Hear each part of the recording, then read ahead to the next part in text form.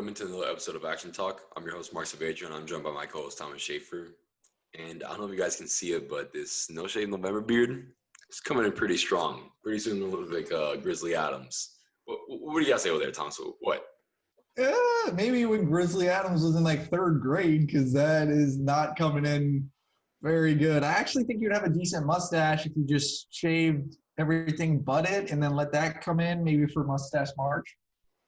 No. I don't think I can grow any type of facial hair. And no goatee, flavor saver, whatever they call that stuff on this. I can't do anything, man. No sideburns. That wasn't referring to sideburns, but you know what I'm talking about. Button chops?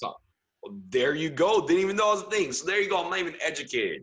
I can't get into that. But you know what I can get into is some damn good underdogs. And hey, we got two pretty good underdogs this week that we're going to go into.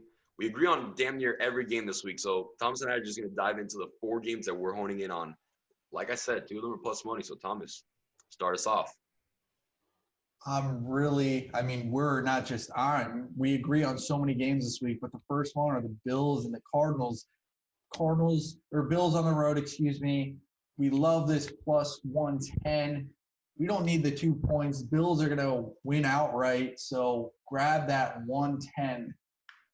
Yeah, absolutely. I'm actually going to be grabbing an alternate line of -2.5 or -3. And I know that people are probably thinking, like, what does that do? Well, take a look at the odds. I mean, it actually does add a pretty penny to your bet. So you might as well take that. I'm definitely rolling the Bills. I think they're going to have a nice statement win here. And this is going to be one of the games where we start seeing that, hey, the Cardinals are not really what a lot of people think they are. I don't believe in Cliff Kingsbury. Kyler's good. I think he's a little overhyped personally. But I just don't believe in this team. I can't buy into them. And when you're gambling, you're investing in teams. So I'm not buying in this Cardinal stock. Yeah, and I know you mentioned last week how,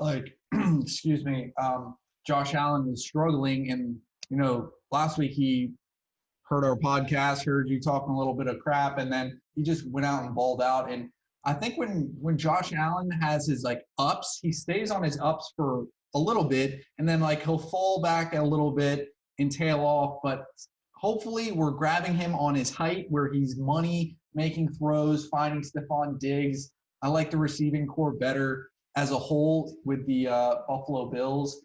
I know they got DeAndre Hopkins on the other side, but I really like Diggs, Beasley, John Brown. And, I think we got to roll with the Bills here. They also have a better defense and a better coach. And at the end of the day, when quarterbacks are evenly matched, that's where you have to start looking, because you can't really say that one's a better decision maker than the other, or one's that much more accurate at passing. So I'm rolling with that. It's a quarterback league, but you got to look at the coach and the defense in this situation. So that's where I'm going. Another situation where I'm looking at the coach and somewhat the defense is the Niners and the Saints. They're going to New Orleans. I think there's a lot of value and a lot of overhype on this the Saints train right now. Everyone just saw them absolutely dominate Tom Brady for the second time this season. This one was a lot worse. So I'm not touching that -9. I'm not going the Saints money line. I'm going to take the Niners +9. I think this is going to be an easy cover for them. And Kyle Shanahan has had some time, so I think he's going to be able to work with what he's got in Nick Mullins and score some points against the Saints. Yeah, I don't think Nick Mullins is that bad of a quarterback, honestly. And like you said, you're getting 9 points. I think the Saints, like you said, we're going to agree on a lot of these games are overvalued. And I think that the Niners really screwed up that game last week against the Green Bay Packers. Just their game plan. They were trying to air it out with Nick Mullins and their patchwork of receiving core and tight end, which I didn't understand. I think if they would have stuck to the run game with Jerick McKinnon and Hasty, that they would have been in that game longer. And I think if that's what they do, if Kyle Shanahan goes back to run first, set the run up, so then you can play off of play action and all that, where they love to do. And I think that they'll have way better chance this week at New Orleans. Yeah, because to your point, I don't even think you can say that Jimmy Garoppolo would have been much better in that situation with that game plan if you're not getting the run game going, setting up the play action and all that stuff. If you're not doing that, I don't see Jimmy Garoppolo going out there and lighting up any defense, quite frankly. I think he's a backup quarterback at best. But that's a story for another day. So, yeah, I definitely think that he's going to go back, and I think Raheem Mostert is going to be coming back. So if they have him, that's going to help with the run game. I think Shanahan's going to come out. And like I said, it's 9 points. I mean, I think they cover that. We're not saying they're going to win. We're just saying they're going to cover 9 points. And I just think there's too much hype right now. I mean, you just saw them absolutely decimate the Bucks in prime time. So obviously the line's going to be a little inflated. Yeah, and you really never want to bet on the team that just completely overperformed, because then you got all that public money thinking, oh, the New Orleans Saints are back. And, I think Bruce Arians might be one of the most overrated coaches ever, because that team wasn't ready to play. And I don't think they're, 35 points better than the Tampa Bay Bucks. I don't remember the score. I went to bed before that game was over. But as long as Kyle Shanahan sticks to the run game, doesn't try to out-throw and out-duel Drew Brees like he tried to do with Aaron Rodgers, with Nick Mullins, I think they're going to be okay. Yeah, I agreed, of course, because you guys are best bets. And I told you guys there's 2 picks and plus money. And the MVP, my MVP, is in plus money. Are you kidding me? We are taking the Seahawks. Same thing we just said. Saints had a great win, so a lot of hype. Seahawks looked really bad against the Bills. Everyone's down on them. People are up on the Rams. I can't buy into that team either. I really don't think Jared Goff is much. Darrell Henderson is a little banged up, so he's been pretty – I don't want to say they're bell cow, because they do split their running backs snaps pretty evenly, but he's been the main contributor to that offense running game-wise. So I don't know if I can go with the Rams. Got to go with that plus 105 in the Seahawks. And like I said, and like I always say, don't mess with the small spreads. Yeah, and I think Jared Goff, I think this is going to be, Russell Wilson throwing all over the Rams. I know they got Jalen Ramsey and, Aaron Donald, but the Seahawks have a really good receiving core with Metcalf, Lockett, Moore, all those guys. So I think that they're going to be able to throw on this team, and it's going to be relied on Jared Goff to throw and keep them in this game, because I really don't think that their running backs, they got like 3 guys back there. They're not really dominant. So Jared Goff is going to have to, keep up with Russell Wilson. And I don't think he's going to be able to do that. And I don't know how this is plus money. I'm taking that all day. This is going to be all in my parlays. Jared Goff in a shootout with Russell Wilson. Good luck. And this is something that, as you see it, when you see it in plus money, you better grab it, because we saw last week the Colts and Ravens line was all over the place. I think it was the Colts opened up as 3-point favorites, then moved down, then it moved back up, then it moved, I think, then to the Ravens. I don't even remember what. It was going all sorts of places. So lines moved. And just as we're talking, I mean, more juice was just added to the Niners plus 9. So people are probably going to start taking the Saints. Sorry to go back to the old pick, but just got updated. So people might be the public might be going against us, which is usually a good thing if you fade the public. What were you going to say? I'm sorry. No, you're good. Also, Russell Wilson literally has to play the best football every single week for them to be in these games. And that's just not sustainable. So he's going to have games where he's not going to be able to keep up with the other quarterback slicing up their terrible defense. But I think this is a game where they're not going to have issues with Jared Goff. Actually, it's so bad. They might have some issues, but I don't think Jared Goff's going to be able to play consistently. Let me correct myself. He's not going to be able to play consistently enough to keep up with Russell Wilson. Because remember, when Russell Wilson lost to the Arizona Cardinals, he came back the next week and dominated the 49ers. So that's what I'm kind of expecting this weekend. Yeah, I expect a bounce back from someone who's having a historic season. We're talking about all-time great quarterbacks. I mean, you can compare this to Marino and Rodgers and Brady, some of their best seasons. So Russ has been cooking as of late. At least through the first 8 weeks, he was really cooking. Like I said, last week, not so hot. But whatever, that's neither here nor there. Finally, my best bet, and the game that it pains me. It pains me to put money on, but I'm going to be slamming that Ravens minus 7.5 against the Patriots. Are you kidding me? I don't care what they did against the Jets. They had to pull all sorts of lead.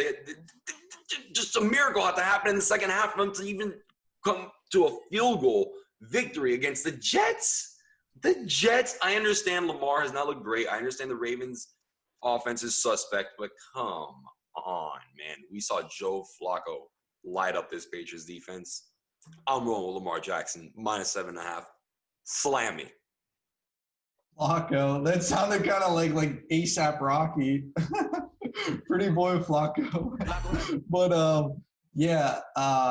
Actually, remember I picked the Jets to beat the Patriots last week, so I'm totally anti the New England Patriots this year.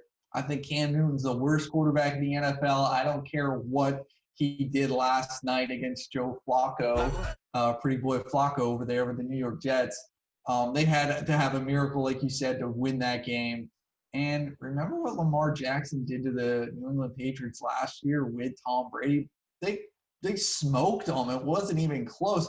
And that's when the New England Patriots had one of the best defenses in quote unquote NFL history with their top scoring defense, and he wrecked it. So I'm not expecting the Patriots to be in this game long. They have no weapons. Their run game sucks, and they have a washed-up Cam Newton. And I think the Ravens are feeling pretty good after beating a tough Colts team. As much as I hate to say that, because I'm so anti-Philip Rivers, but he didn't throw that pick. That was not an interception. That was BS. We always gotta hate on Philip Rivers, and it sucks because for most of the year he's been killing us. But last week was juicy. It was great. Loved every second of it. It was painful. It took a little while for the Ravens to get going, but we finally got it. And we finally got to this point of the show, Thomas. Our parlays. I got a plus 645 parlay. All right. This thing's pretty juicy. I'm rolling with Dolphin spread against the Chargers. I like that -3. Niners, of course, like I said, +9. And, of course, my best bet, -7.5 of the Ravens. $10 to win, $64. I mean, that's pretty damn good. Trying to do 100 and, you can do the math. Thomas, what's your three-leg parlay looking like? Man, I like yours, but I'm gonna go all money line. Okay. And I love yours. I'm gonna tail yours too, but I'm gonna go all money line. I'm going Seattle, Buffalo, and I'm gonna put in the Minnesota Vikings. I really like them. They always have a tough time in Chicago, but David Montgomery's injured. They have no running backs. Cordero Patterson's a receiver playing running back, and we all know Nick Foles sucks. And the Vikings look good. They look good recently. So let's take the Vikings. Dalvin Cook has been on an absolute tear. I mean, we were talking about a couple weeks ago, you and I, like, we got to slam Derrick Henry for rushing title and rushing king. And now it's like, oh, wow, Dalvin Cook. Wow, where the hell did you come from? I mean, obviously, we've known this guy's top 3. But my goodness, he is dominating. And I love to see it.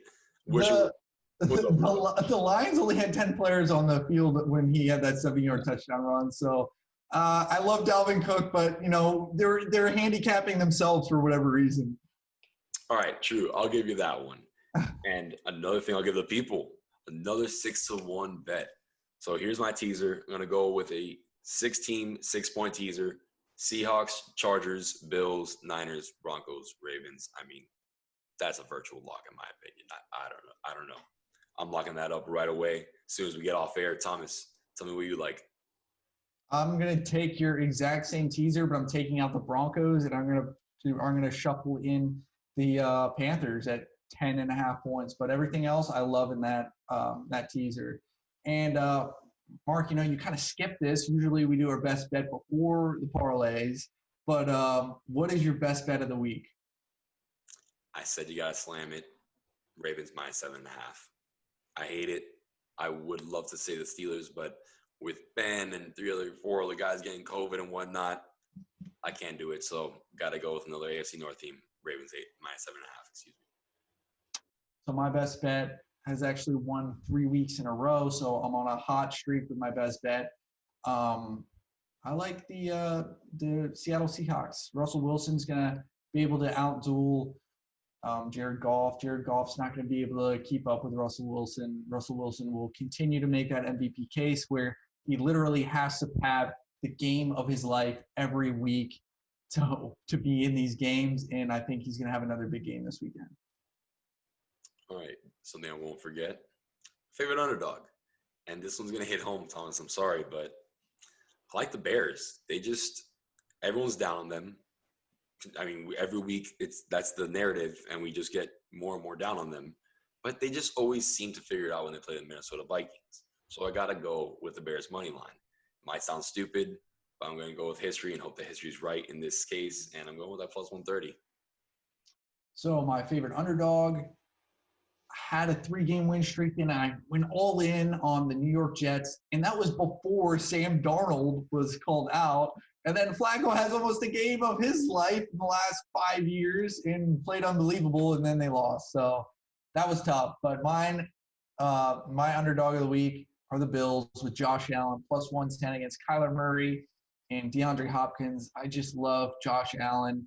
I think, like you said earlier, the coaching staff and the defense are better than what is on the other side of the field. So the Bills money line, Josh Allen. Let's go. Thank you guys for tuning into another episode of Action Talk. Please be sure to follow us on Instagram and Twitter at Action Talk Bets, and please be sure to like and subscribe below.